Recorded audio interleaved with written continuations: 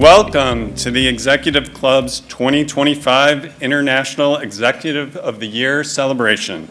I'm Gary Gersman, corporate partner at Sidley Austin, and on behalf of Sidley and our Chicago office's co-managing partner, Teresa Harmon, who serves as vice chair of the club, we are thrilled to support this event in its 30th year. It is a pleasure to be here alongside so many partners of the club, including our friends at the Chicago Cubs, who serve as today's presenting sponsor.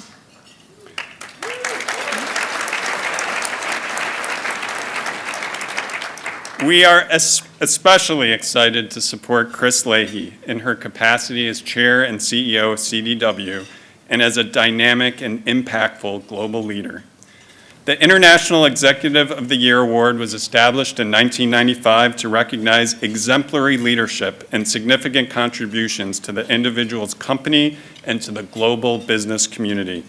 It also serves to highlight innovative leaders who model personal and corporate values-based leadership. I have known Chris for over 30 years, and no one fits that description better than today's honoree, Chris Leahy.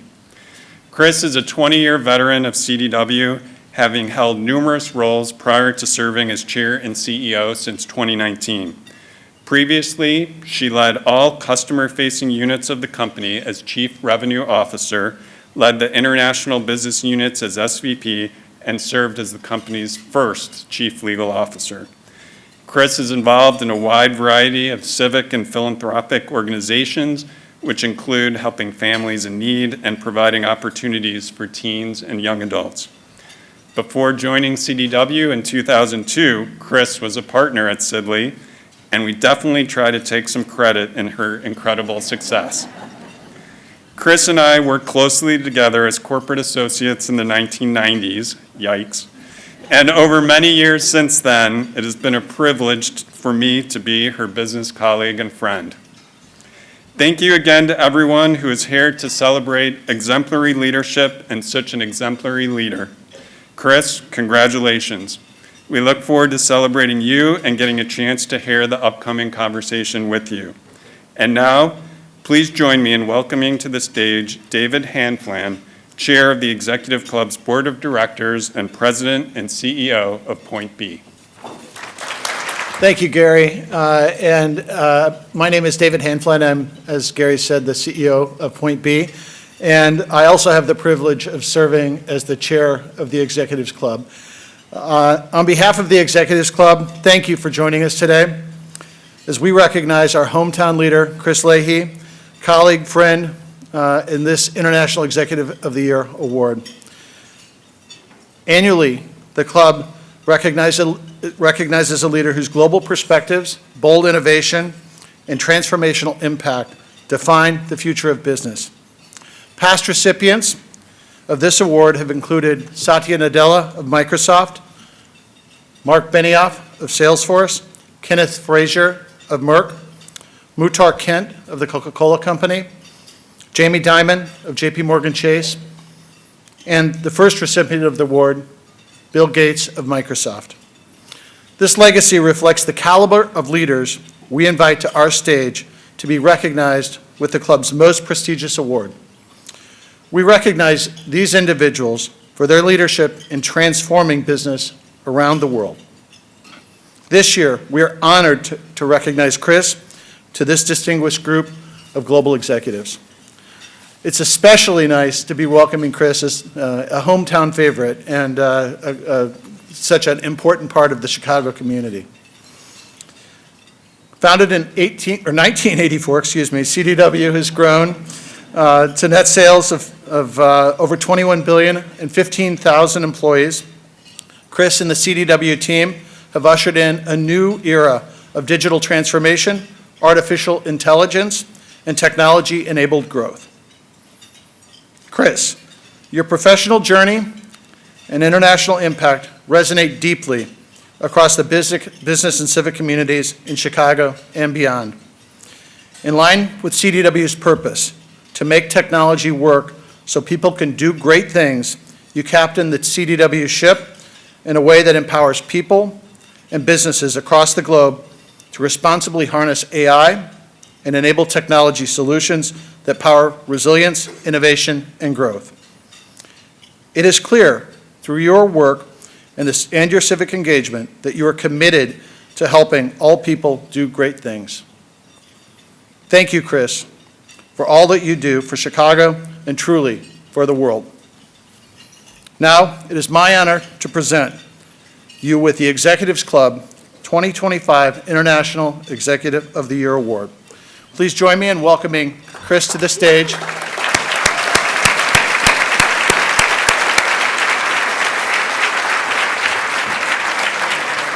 Yeah, congratulations. Well, thank you, David, for those warm introductions and just such a great overview of Chris. For those of you I haven't had the opportunity to meet yet, I'm Dory McWhorter. I'm the president and CEO of the Executives Club of Chicago. And I am so excited to be sitting here by my friend. First of all, I do want to point out that I got my paper, and she, of course, has her technology helping with her notes. I think that says so much about who you are. It is such an honor and a pleasure to be on stage with you today, Chris. I know we've known each other for I can't even count anymore. A lot. A long time. And I just think that, as David described, your beginnings at CDW and just how far you all have grown has just been phenomenal to watch. Actually, I would love for us to show a great video that I think really encapsulates this. So how huge is that to be named the official IT equipment services and solutions provider of the LA 28 Games and Team USA? Congratulations on that, Chris. Thank you. It's really exciting. It's wonderful to be part of that journey and effort. Yeah. So I have to say, the real question is that I heard Snoop Dogg was already invited to be a commentator for LA, so will you meet him too? Oh, yeah. The whole team will meet him. Okay, wonderful. We'll have to make sure of that. Wonderful. So before we begin, though, this is such a celebratory moment. I know all of you have champagne glasses on your table, so we wanted to kick this conversation off with a little toast to you, Chris. And so if we can raise our glasses. Everyone will come to our lunches after this, Chris, trust me. and cheers to you, cheers. Chris, and congratulations on just so many wonderful achievements. Cheers. Cheers. So thank you, Chris, again, for allowing us to recognize you and really recognize the achievements that you've made with CDW. As David stated earlier, CDW has really had a tremendous amount of success, and you have really been supporting that journey. So I'd really like to start with you talking about your journey and the evolution of CDW. Can you just share more about your path at CDW and how that has led you to where you all are today?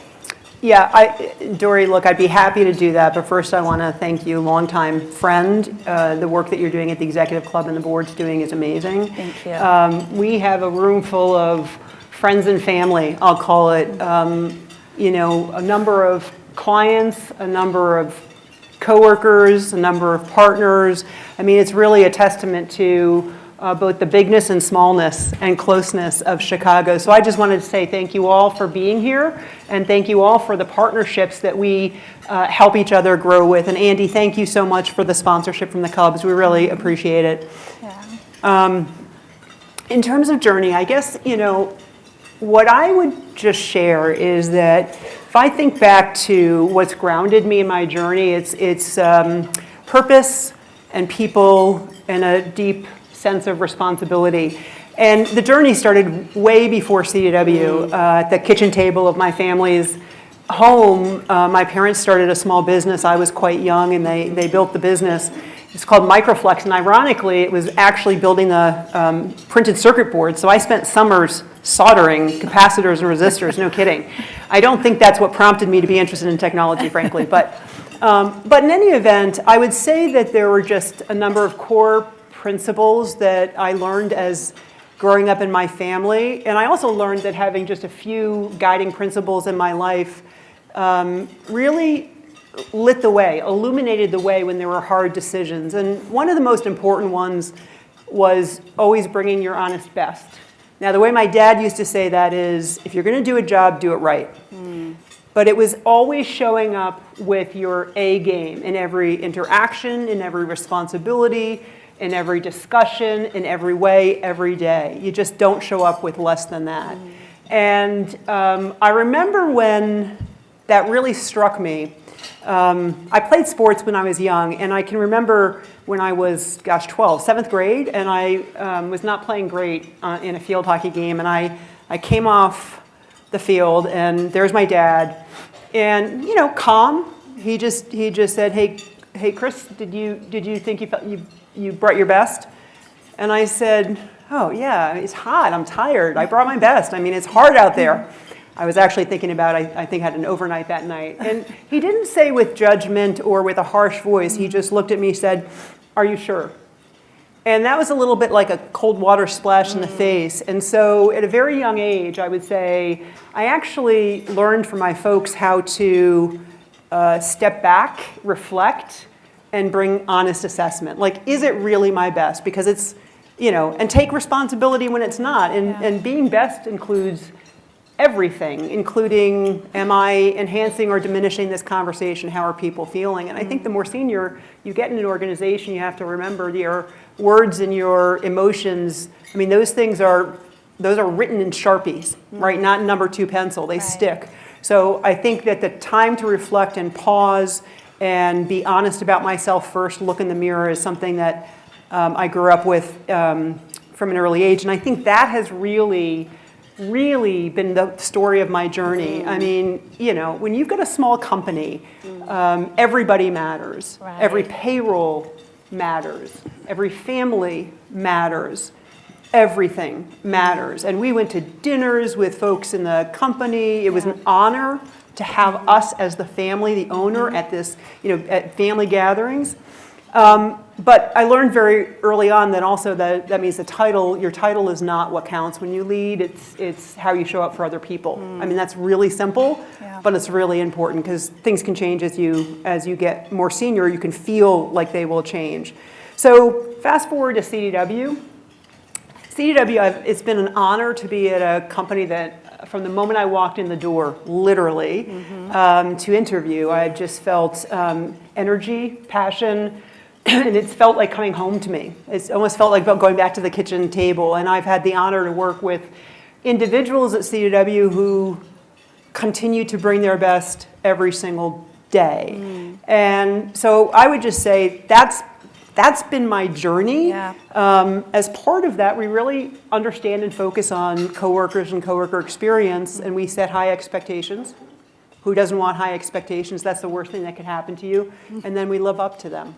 So that's my journey. I appreciate that, and it's interesting. We've, of course, CDW is such a great partner to the club, and I've heard this from several of your leaders before, saying everybody matters. So I know that you all live that, every day, because I hear it so much from you. Not hear it, but also see it from the leaders that I encountered at CDW. So at the club, we've been talking about sort of this ethos of Chicago. And we feel that Chicago is really having this moment. We heard Sidley talk about Chicago as a global tech hub. David shared how CDW is a critical part of that. So it's not just about the technology and the tools. There is what we consider this unique leadership style. And the club, we've sort of started saying that this is Chicago-style leadership. We have Chicago-style hot dogs. We should have Chicago-style leadership. And so I'll read it to you because we're really leaning into that. And then I have a question for you about that, Chris. But so we're defining Chicago-style leadership as shaped by Chicago's bold legacy. We rise the way our trailblazers always have, rebuilding stronger, dreaming bigger, and designing for the world. We operate with humanity at the core, hustle in our veins, and the grit to turn headwinds into tailwinds.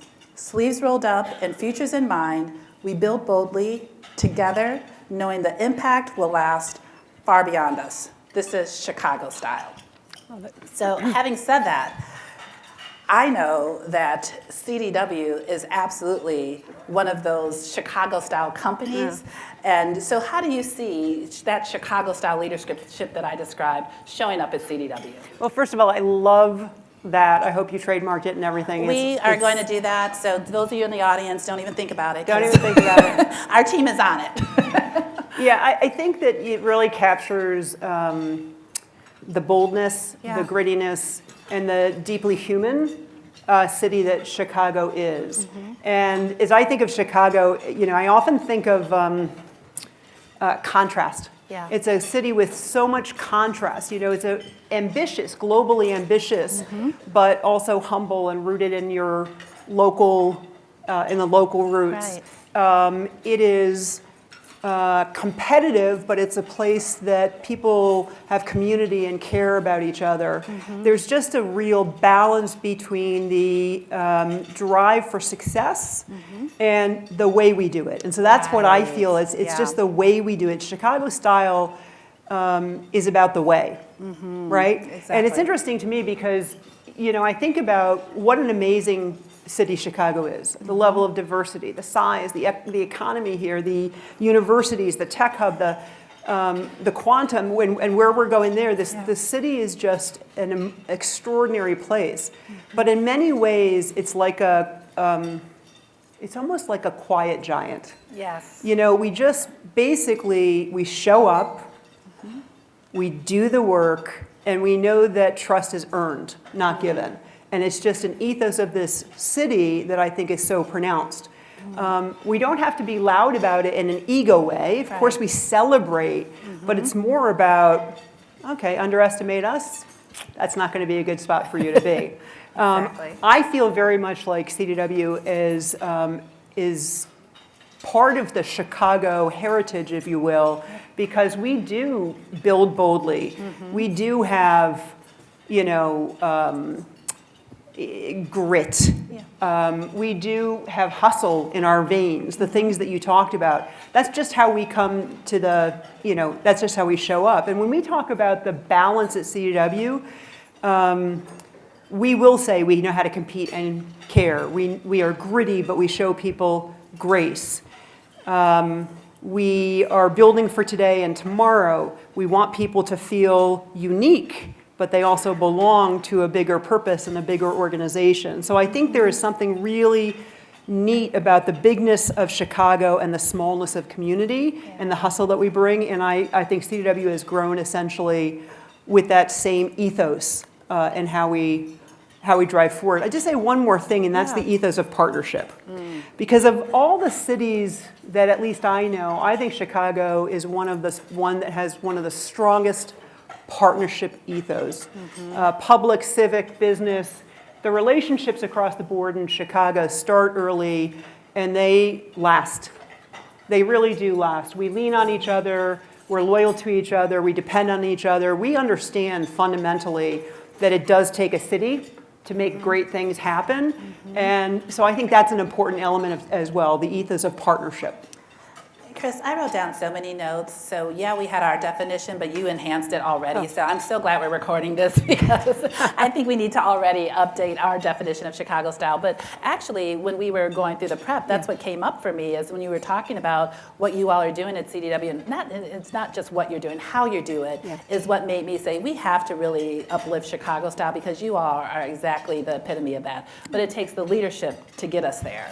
So I'll mention that CDW is, of course, known for having such a strong culture of caring for its people. When we talked about your journey, you talked about your people as well as part of that journey. I have to tell you, we had an event last month where we partnered with Jim Collins on this immersive experience. And if you all have been to any of Jim Collins' events, there's a huge room, a huge ballroom, and he makes everyone gets up and talks to people. So we got up, I'm moving through the room. I happen to run into a gentleman who happens to be from CDW, and we were exchanging, having our little dialogue. He, of course, didn't know that I would know you and all my great friends at CDW. And so he's like, yeah, I work for CDW, and our company is so amazing. I came through an acquisition, and we've been growing, and the values that they just demonstrate every day, they invest in us, and they train, they really care about us, and that's why it's so important that I'm here, and I'm staying here, and all these wonderful things. And then afterwards, I told him that I was going to be talking to you. He's like, oh.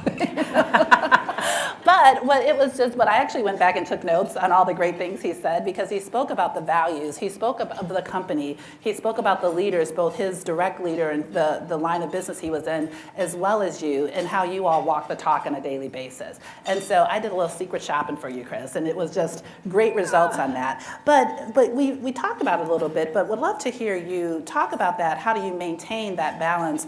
And really this culture, you're a technology company through and through, but how do you continue to maximize the technology, but also maximize the coworker experience?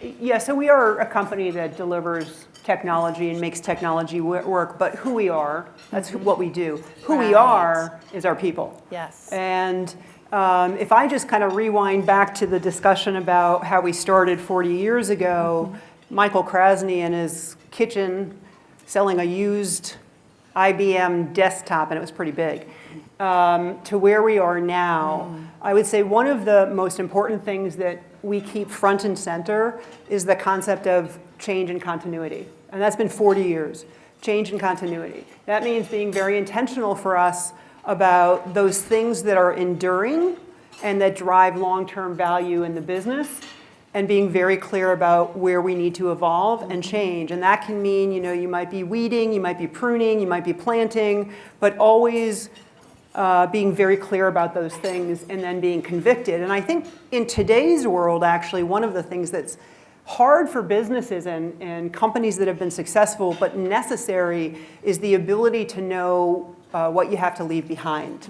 It's one thing to think about what do you want to grow into, how do you think about the values that are important today, the values and the value, but what are the things that hold a company back? What are the things that no longer propel it? I think in today's world of technology, that's actually a critical question to ask ourselves. But in any event, for CDW, our culture has been a durable competitive advantage. And we protect it fiercely. We protect it by understanding it and then nurturing it. We give it words, we talk about it. And I venture to guess that if you talk to 20 people at CDW, they might use different words, but they would describe the ethos of the culture very similarly. And it's the things that I said before.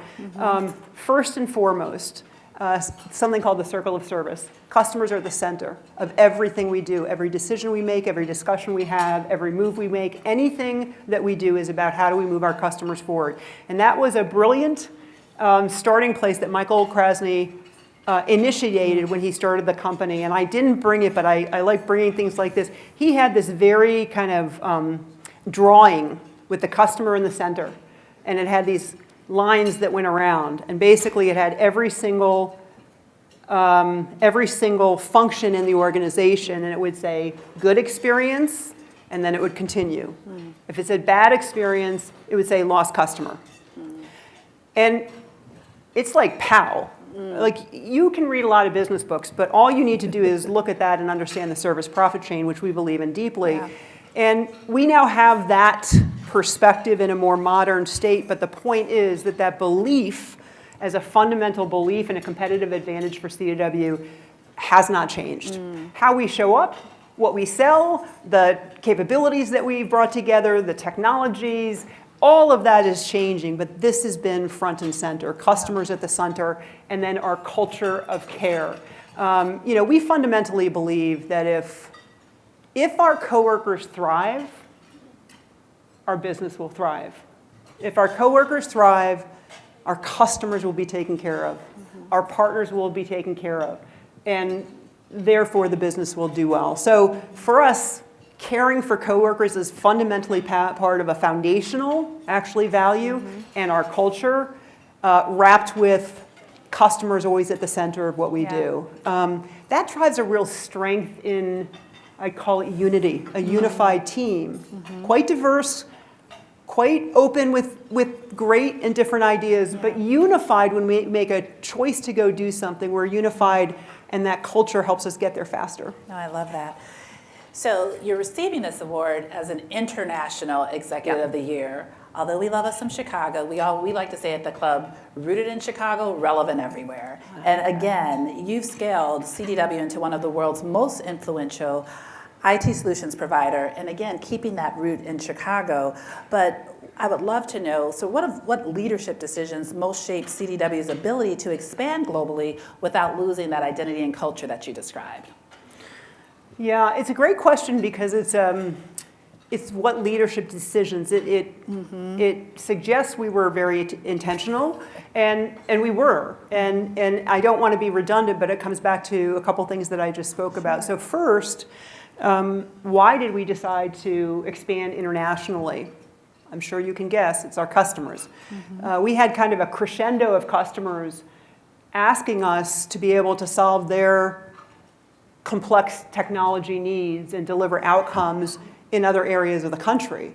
And at the end of the day, it all came down to 35% of our customers were asking us to do that because they thought we could do a better job. And it became clear that if we could cover a certain amount of the country, like, or the world, sorry, about 60 or 70%, that would be enough. So we had a couple of important data points. And then we analyzed where we would best start, and it was Europe. And they speak English in the UK, so that was a plus, because that's where we went.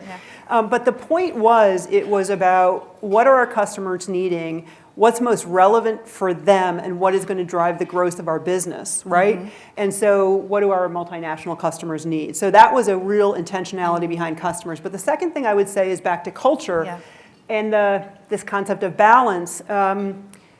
We created a global powerhouse, but with the real humility of identity in local community. And that's back to this notion, individuals, I personally believe individuals do want to feel unique, but also belong. I think that part of culture, when you're in different geographies, it could be South Carolina, it could be Illinois, it could be California, it could be Texas, it could be the UK, it could be, Australia, any place.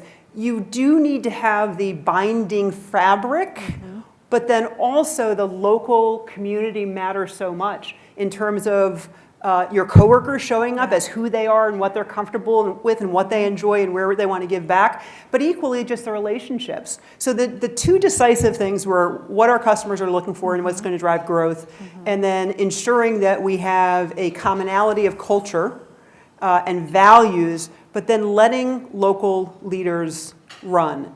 I mean, I think, again, back to today is a world where things are going so quickly.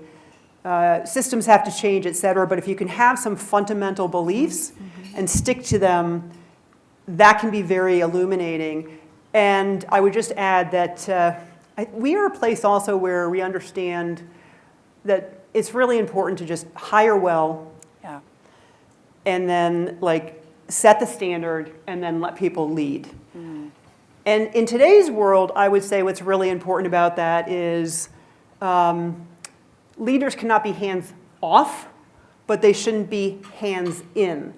And if we think about leadership and the intentionality and the autonomy we've given to the leaders in our different offices, our different countries, I think that's been an enormous part of both understanding what our customer needs are locally, moving on them more quickly, learning back at, across the organization, and just creating an environment where people have fun and want to work. Yeah, no, that's amazing. So let's dig a little more into some of the business that you actually deliver. So we couldn't have a conversation in today's world without bringing up the topic of AI. So we're going there. And so we're actually, at the Executives Club, we're claiming that 2026 for us has to be the year of AI. We're going to have an AI summit, as well as continue to integrate the conversation around AI into many of our programs. But we know AI has quickly shifted from experimental to essential, but companies are really still figuring out what it really means for them. So how do you see AI reshaping business in ways that leaders may not yet be prepared for? Well, it's interesting because if you'd asked me that question 6 months ago, I don't know that I have a different answer to what I see in the future, but I would probably have a different answer around leaders and where they are, because I think leadership has been moving very quickly and being very attuned and actually very much starting to understand that we are at a generational shift and AI is going to be ubiquitous in everything. I mean, I think one of the simplest but probably best way to think about it is the next great utility. right? Electricity, water, Right. the internet, cloud consumption, that's a utility now. It just is. It might not be available, internet and cloud, but it is a utility. It's an essential service, that's how I think about it. AI is going to be embedded in everything. And so it will be essential service and a utility. So you can't ignore it. And I think leaders absolutely understand that.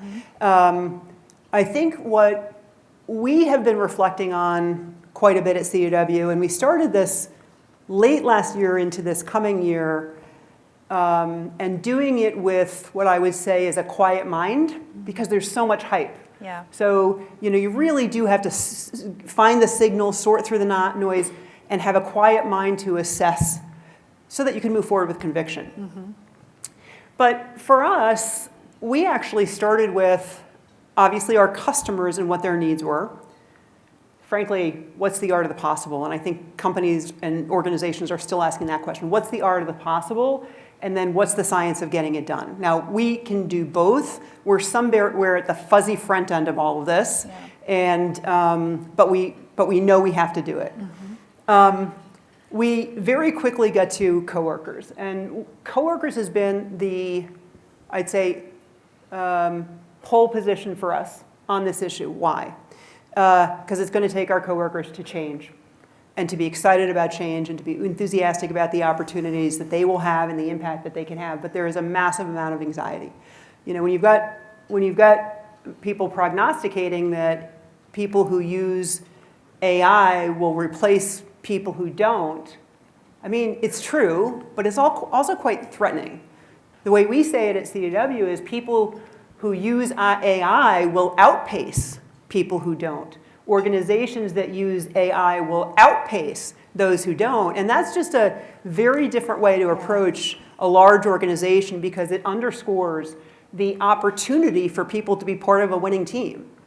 And so we decided early last year that we were going to be committed to being AI native workforce by early 2026. AI native workforce, what does that mean? It means simply that our coworkers, by the time we get to early 2026, the AI tools we made available, including agents, should be intuitive, instinctive. It's like using Google to search.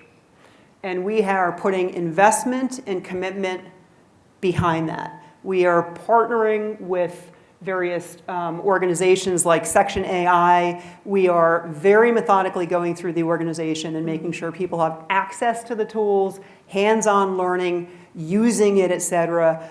It's just part of the ethos now. And that's about embracing change and learning how to do it. And I would just encourage people to think about that. If you're leading with technology or you're leading with systems, even if you're leading with outcomes, right, and experience, who's getting that done? Who's actually going to get us from A to B? It is our people, and I believe that deeply. The other thing I would say that I think is quite important as we've thought about AI and the future as it moves quickly is AI will be able to accelerate doing tasks. It will be able to recognize patterns. There's a lot that it will be able to do. It will drive efficiencies, there's no question. But we believe that it will not replace the human and human. We just believe that. And you've got to take a stake in the ground. There's a lot written about the scariness of AI and the human species. We believe that it will be people plus AI that wins. Because there are human dimensions that our clients count on, that our coworkers count on in their leaders. Things like judgment, things like creativity, things like empathy, things like trust. You can go through the litany of the grit, the Chicago style, what we just talked about. That's human. Exactly. That's human. And so we're just doubling down on the component of our culture and humanity, coupled with trying to advance as quickly as we can across the whole of the organizations and to benefit our customers on AI. But I would just say that's a fundamental belief in a way we're approaching it. The last point I would make, and this is, I think, something we're thinking about as well, is structuring change around a new technology that is massively disruptive and moving massively quickly is hard, and I don't think that the kind of old school approaches are going to work quite as well, where you have programs and initiatives and different work streams going, yes, but. What we've done is created something we're calling AI 360.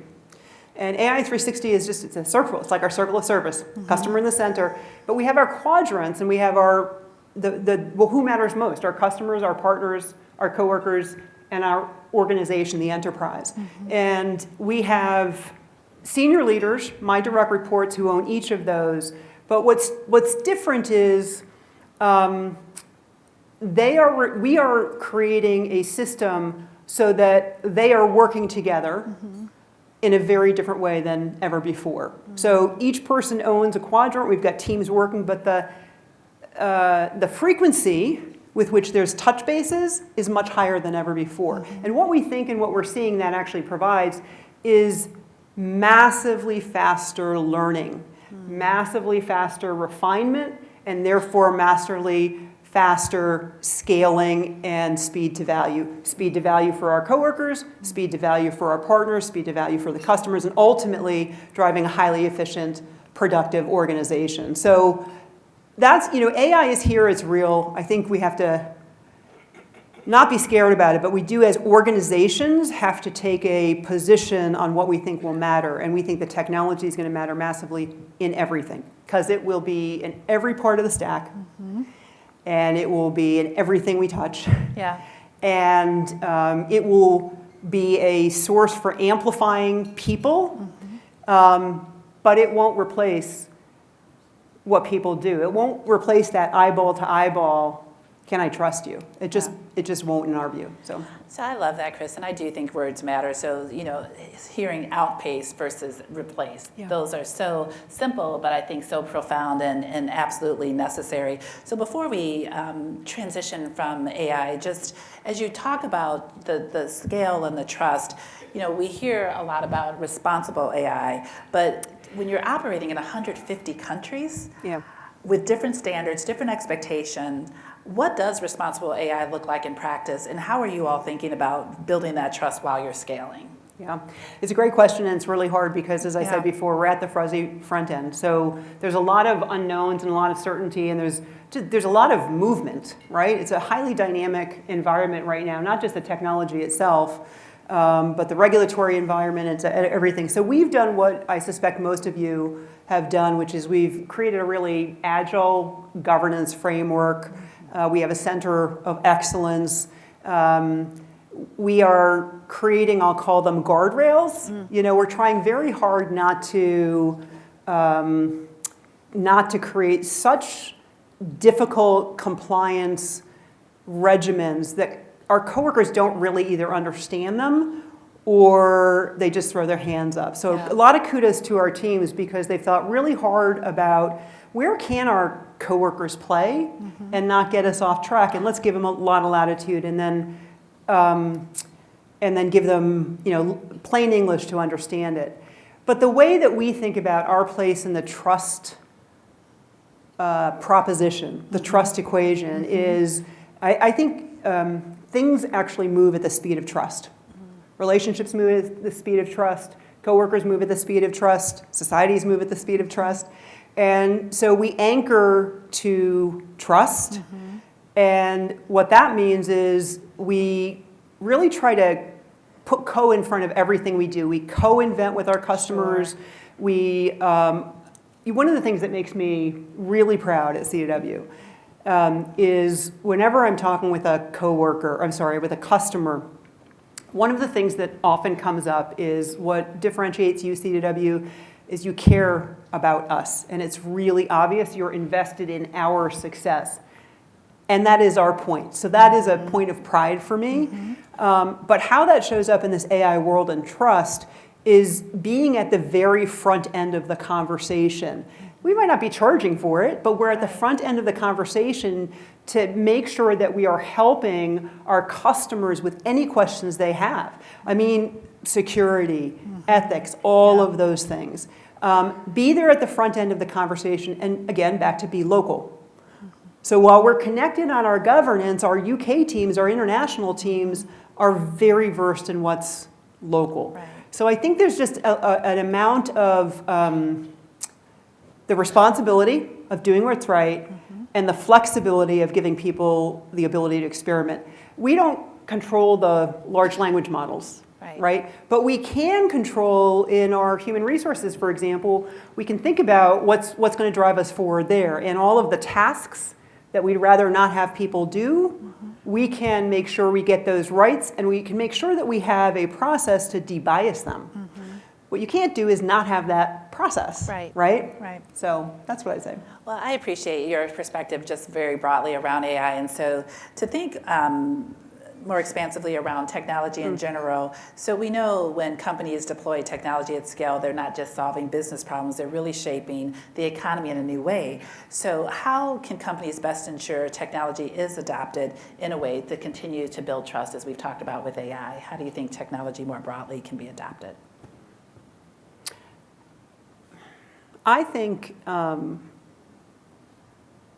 think this gets back to trust, but I'll go on a different path here.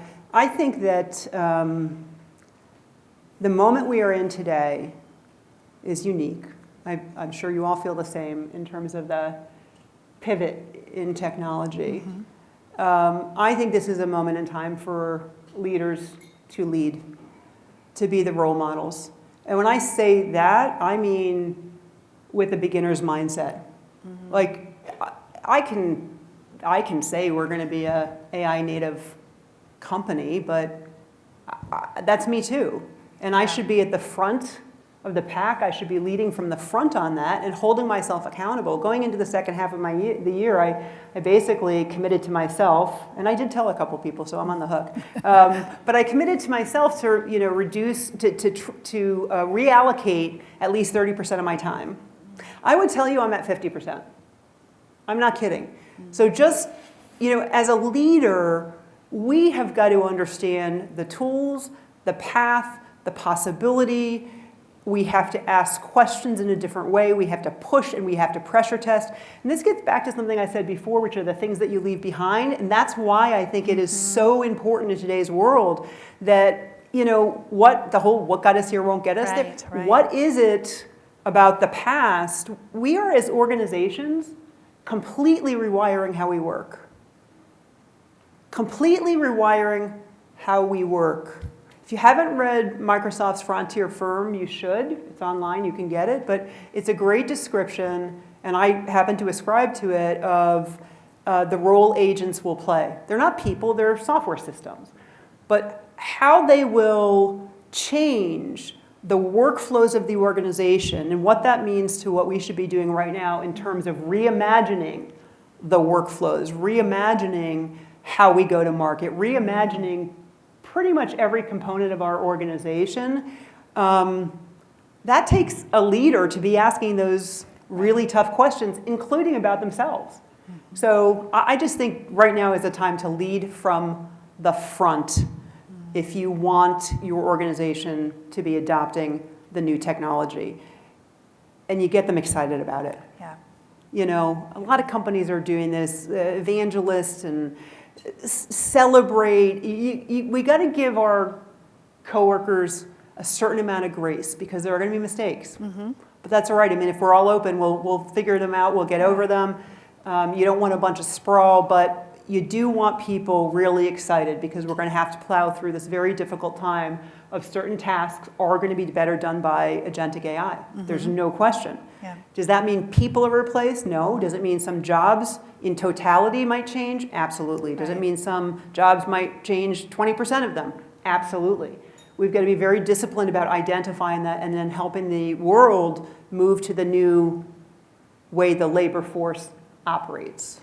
So Chris, I appreciate, because I hear in your language too, you're not using some of the scary words that people, that are triggering for people, but some of it does get down to disruption.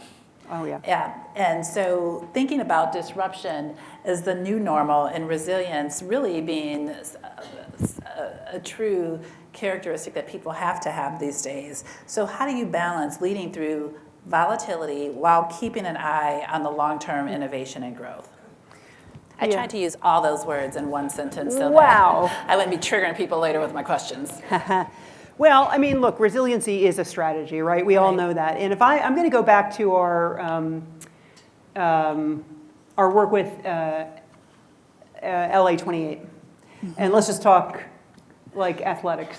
I tend to use athletics a lot, but we at CDW are also taking ourselves on this journey with the athletes. Like it's kind of, we're moving to the gold with them. And so we've been having a number of athletes and coaches come and chat with us.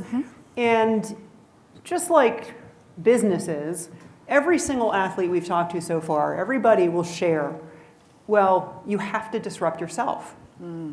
There's no such thing as a gold medalist who has not disrupted themselves at some point in their career. Same with coaches, same with leaders, same with organizations. So, I think mindset is incredibly important. People have a growth mindset. Yeah. We at CDW, change and continuity, we have how are we going to disrupt? Or how are we going to get disrupted? And we're going to do it before somebody else did. We're always thinking about being at the intersection, the next intersection of where our customers are going. So, you asked about volatility, and I think it's a matter of intentionality and knowing, and patience. Intentionality and patience. Knowing what it takes to deliver in the today.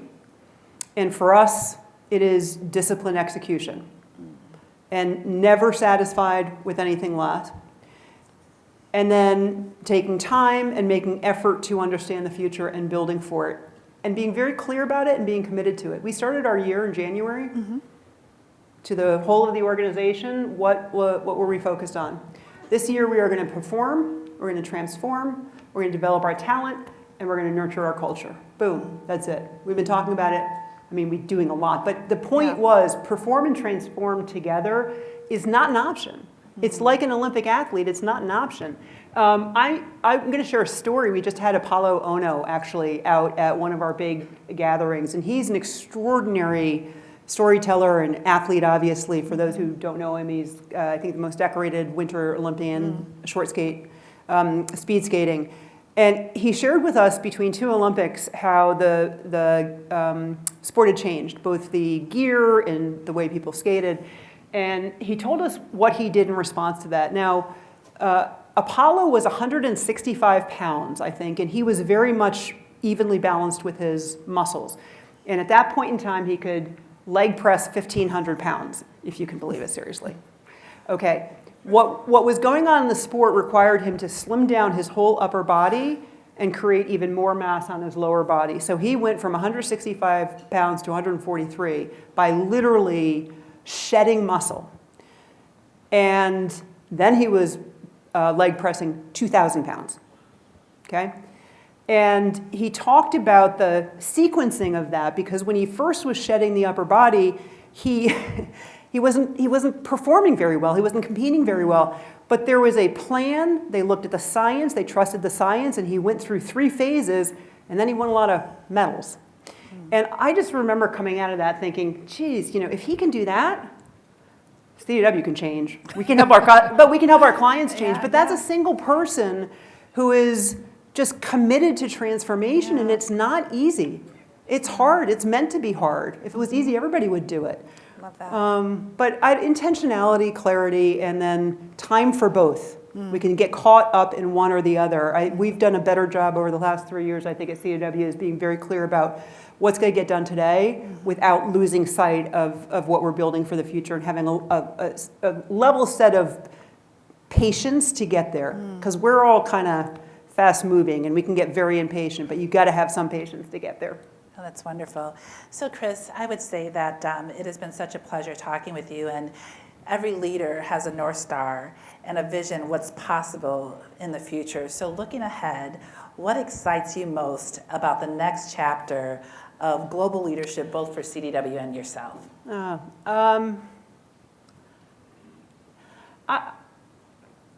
I hope and I believe that where we will end up with AI is actually to make human relationships even stronger. I hope and I believe that in freeing up the time that it will allow us as leaders to have more connection with our teams, with our families, with our communities, more time to coach, more time to care. I hope that the arc of what AI will become will thrust us into a new world of human connection. I really hope and believe that, and I'm so proud to be part of a company that has such tentacles across so many different industries in the world to try to help make that happen. Chris, I love that so much. I'm known for being an optimist, but that was one of the most optimistic descriptions of AI that I've ever heard, and I love it because that's so important. I think it's been you hear a lot about the fear, but I love your position of it will give us more time to be together, and I love that position. I cannot thank Chris enough for accepting this honor and for just everything you do in business. And just we're so glad that, yes, you're an international leader, but we're so glad to call you our own here in Chicago. You really gave us a glimpse as to who you are as a leader. And there are actually, as many people that were here today, there were some more people that wanted to congratulate you. And so I want to ask for another video that there were some great folks that wanted to share their thoughts around how much they love Chris. Oh my gosh.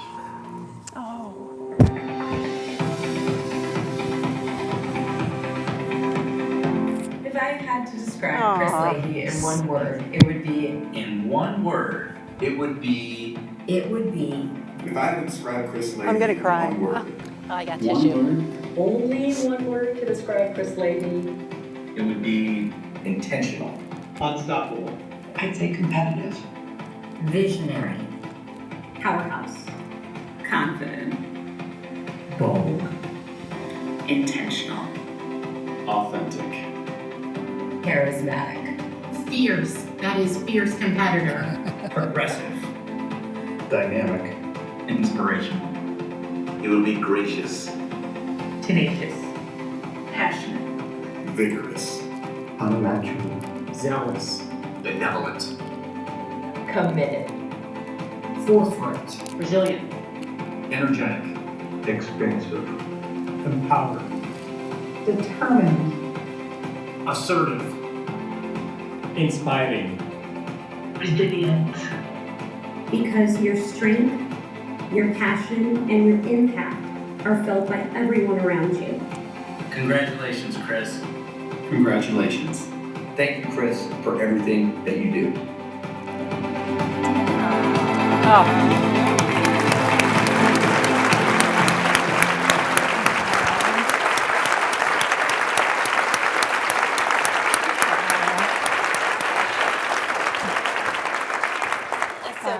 So Chris, again, I want to thank you for being all those things described in the video. And it's just been a pleasure to watch how you have led CDW continually on the global stage. And we're excited for all the continued success that you all will have definitely under your leadership.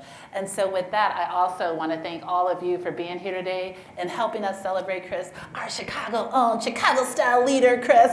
And we're so grateful for your membership of the club and your support of the club as well. And with that, have a wonderful Thanksgiving, which is just next week. And we'll see y'all at the next event. Great, thank you. Thank you.